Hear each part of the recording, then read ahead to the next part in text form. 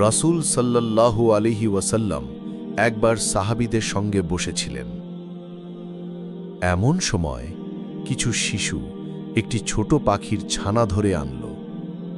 মা পাখি উড়ে উড়ে কাঁদছিল। রাসূল শিশুদের ডেকে বললেন, ছানাগুলো মায়ের কাছে ফিরিয়ে দাও, তাকে কষ্ট দিও না। শিশুরা অবাক হয়ে ছানাগুলো ছেড়ে দিল। মা পাখি খুশি হয়ে ছানাগুলো নিয়ে চলে গেল। রাসূল বললেন, আল্লাহর রহমত সেই মানুষের ওপর নেমে আসে যে প্রাণীদের প্রতিও দয়া করে। শিক্ষা: প্রাণীর প্রতিও দয়া করা একজন মুমিনের বৈশিষ্ট্য। যদি ভিডিওটি ভালো লাগে তবে লাইক, কমেন্ট ও শেয়ার করবেন এবং নতুন ইসলামিক গল্প পেতে চ্যানেল সাবস্ক্রাইব করতে ভুলবেন না।